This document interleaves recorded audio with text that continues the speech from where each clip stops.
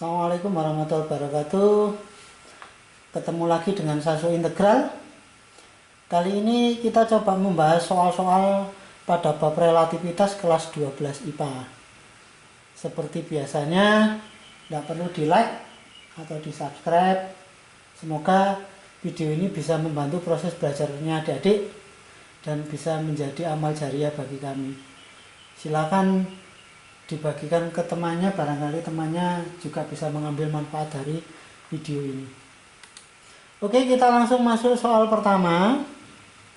Di sini ada dua pesawat A dan B bergerak dengan kecepatan 0,5 cahaya dan 0,25 cahaya, saling berlawanan. Berapa kecepatan pesawat A terhadap pesawat B? Di pesawat A dan B, A saya misalkan B1 ya, Dik ya. Jadi kecepatannya 0,5 cahaya. Kok tandanya positif? Kalau mendekati itu berarti nanti acuannya pakai tanda positif. Ini juga mendekati, berarti tandanya juga positif. Oke? Untuk persamaan kecepatan relativitas memenuhi persamaan V sama dengan V1 tambah V2 1 plus V1 kali V2 per C kuadrat. Seperti yang tertera ini. Silakan dimasukkan nilai-nilainya tadi. 0,5C plus 0,25C 1 plus 0,5C kali 0,25 hasilnya ini ya per C kali C kuadrat. C kuadratnya bisa kita coret ya, maka yang muncul seperti ini, V sama dengan 0,75C per 1,125, hasilnya sekian. Nah, silakan nanti dihitung sendiri.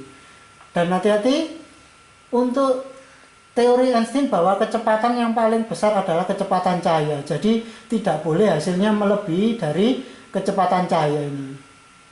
Nah, misalkan ketemu 1,5 C, itu dipastikan akan salah. Ya. Oke, masuk soal yang kedua. Pesawat A bergerak mendekati bumi dan B bergerak menjauhi bumi. Masing-masing kecepatannya 0,8 C dan 0,6 C. Berapa kecepatan pesawat A dilihat oleh B? Oke, gambarkan gini. Yang A mendekati bumi berarti tandanya positif. Yang B menjauhi bumi berarti tandanya negatif. Kita masukkan persamaannya. Ini ya, yang tadi ya. Silakan dimasukkan, dihitung ya. Nah, ini main karena tadi satunya positif, satunya negatif. Kalau dikalikan hasilnya akan negatif. Nah, maka hasilnya B-nya akan ketemu 0,38 cahaya. Nih. Ya, soal gampang ya. Oke, soal berikutnya. Kelajuan satu partikel adalah 0,6 cahaya. Yang ditanyakan perbandingan massa relatif. Maksudnya massa relatif itu massa yang bergerak dengan kecepatan cahaya terhadap massa diamnya. Oke. Nanti ada 3 besaran pokok yang masuk dalam ini teori relativitas. Jadi menghitung massa, panjang dan waktu. Kalau massa bergeraknya sama dengan tetapan Lorentz atau transformasi Lorentz dikali massa diamnya. Apa sih nilai transformasi Lorentz itu ya nih? Gamma sama dengan 1 per akar 1 min V kuadrat per C kuadrat. Kalau saya kalikan, saya masukkan, maka persamaannya jadi gini. Ini ya. Kalau panjang, ini malah memendek dia. Jadi L sama dengan L0 dibagi tetapan Lorentz. Nah, kalau dimasukkan rumusnya akan jadi seperti ini. Kalau waktu, nah seperti ini. Cuma nanti T0 ini waktu diam terhadap kejadian. Maksudnya apa? Kita nanti masuk ke contoh soal aja. Oke? Ini ada contoh soal. Kelajuan satu partikel 0,6 cahaya. Perbandingan massa relatif partikel terhadap massa diamnya. Nah, soal tadi. Jadi kalau kita masukkan M sama dengan M0 akar 1 min V kuadrat per C kuadrat. Kecepatannya ini 0,6 cahaya, masukkan.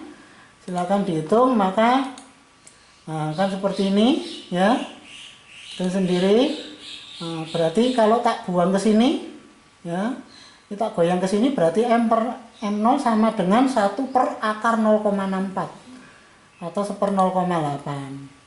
Maka M per M0 10 per 8 atau 5/4. Ini hasilnya ya. Oke, soal berikutnya.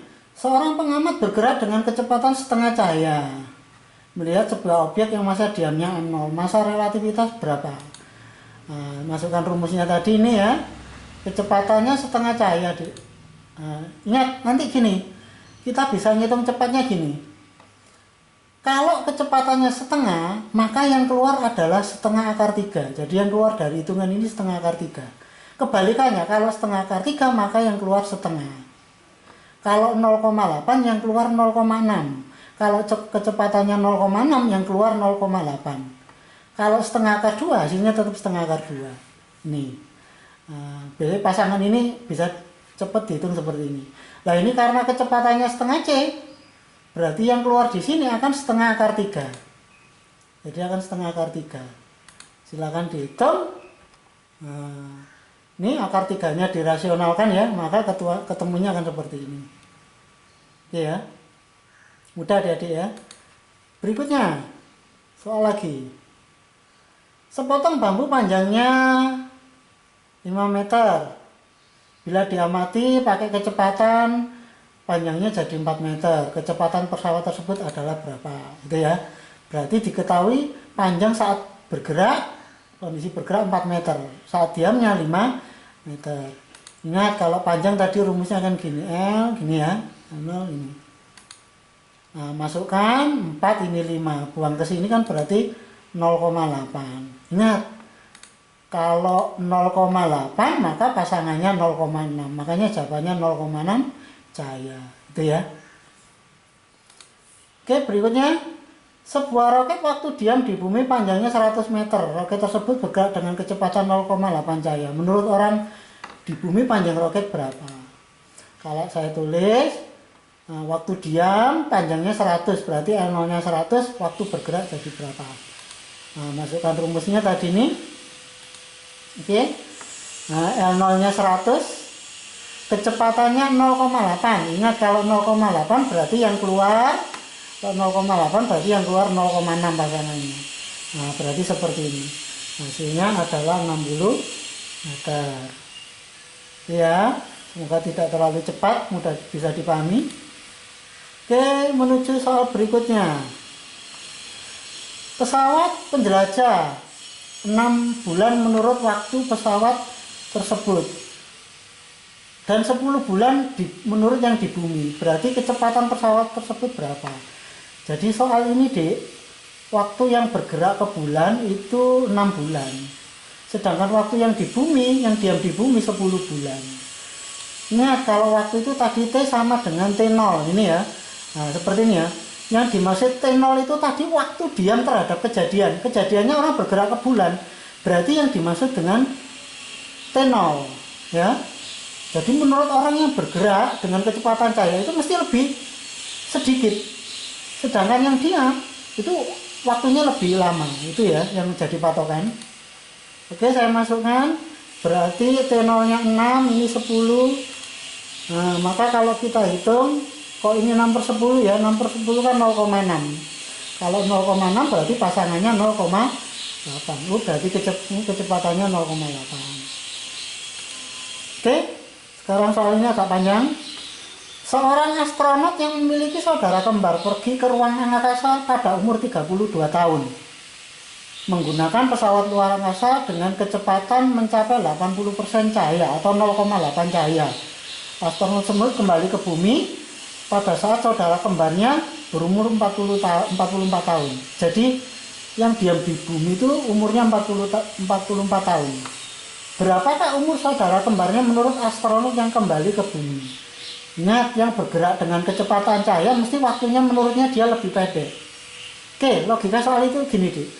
Misalkan Rono sama Rene ya namanya, saudara kembarnya. Pada umur 32 tahun, Rene pergi ke luar angkasa dengan kecepatan 0,8 cahaya. Nah, pada saat kembali, Rono itu ternyata umurnya 44 tahun. Jadi Rono itu umurnya 44 tahun. Artinya pada saat umur 32 tahun waktunya sama. Nah, pada 12 tahun ini yang berbeda karena Rono diem, Rene bergerak ke angkasa. Oke, kalau kita hitung ya. Berarti ingat 12 tahun ini waktu yang diem ya. Yang diem berarti malah T ya. yang bergerak itu malah T0. Kita masukkan. Nah, seperti ini, kecepatannya 0,8 cahaya. Ingat, 0,8 berarti yang keluar 0,6. Ya. Oke, dihitung. Ini berarti kalau kita kali silang, maka T0-nya 7,2. Nah, jadi umur Rono menurut Rene adalah 7,2 ditambah 32. Jadi hasilnya 39,2 tahun. Nah, jadi menurut yang bergerak dengan kecepatan cahaya mesti lebih muda. Oke ya, bisa dipahami. Soal berikutnya. Sebuah benda mempunyai massa diam M0 bergerak sedemikian rupa hingga energi kinetiknya 1/4 kali energi diamnya. Bila kecepatan cahaya di vakum adalah C, maka kecepatan benda sama dengan berapa? Oke, kalau energi ini diketahui energi kinetiknya 1/4 energi diamnya, berarti 1/4 E0. Energi kinetik itu sama dengan energi bergerak dikurangi energi diam. Jadi seperti ini. Tadi EK-nya 1/4 E0. Kalau saya buang ke sini berarti 5/4 E0 sama dengan E, gitu ya. Nah, kita masukkan 5/4. E0 berarti M0C kuadrat. Sama dengan E itu MC kuadrat. MC kuadrat. Nah, M rumusnya kan M0 per akar 1 min kuadrat seperti ini ya. Nah, M0C kuadratnya bisa kita coret ini, hilang. Maka tinggal 5/4 sama dengan 1 per, nah seperti ini. Coba ini saya balik deh, berarti saya balik 4/5, 4/5 kan 0,8. Nah ini dibalik ke sini ya. Ini asalnya 0,8, ini dibalik. Kalau ini dibalik, kiri dibalik, kanan juga balik. 4/5 berarti 0,8 ini. Ingat pasangannya 0,8 itu berarti, nah ini ya pasangannya 0,8 berarti 0,6. Pasangannya 0,8 ya, berarti 0,6. Ini ya. Oke. Soal terakhir. Sebuah partikel bergerak dengan laju V setengah akar 3C jika M0 massa diam, M massa bergerak, EK energi kinetik, dan E0 energi diam, maka berlaku mana? Gitu ya. Kita cari M-nya. M itu berarti M sama dengan M0 ini ya. Tadi kecepatannya adalah setengah akar 3. Kalau setengah akar 3 maka pasangannya setengah. Jadi yang keluar di sini setengah. Maka bisa langsung saja M sama dengan M0 bagi setengah. Hasilnya berarti M sama dengan 2M0. Ini ya. Jadi M-nya sama dengan 2M0. Jadi kalau enggak D ya E jawabannya. Sekarang cari energi kinetiknya. EK-nya sama dengan 1/4 E0.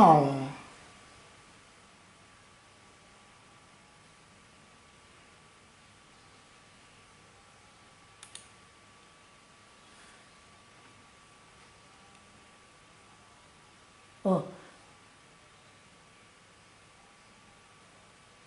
mohon maaf ini tampilan tadi ya. Ingat gini, EK itu sama dengan MC kuadrat dikurangi M0C kuadrat. Ini diabaikan ya yang ini ya. Ini tadi soal yang pertama tadi. Jadi EK sama dengan MC kuadrat kurangi M0C kuadrat. Tadi nilai M kan sama dengan 2M0. Jadi seperti ini ya. Ini dikurangi ini, maka EK-nya sama dengan M0C kuadrat. Jadi nilai EK-nya sama dengan apa? E0. Ini ya, berarti option yang benar adalah jawaban yang I. Demikian adik-adik. Mohon maaf kalau ada sedikit kesalahan. Mudah-mudahan bisa dipahami dan bermanfaat buat belajarnya adik-adik. Saya akhiri. Assalamualaikum warahmatullahi wabarakatuh.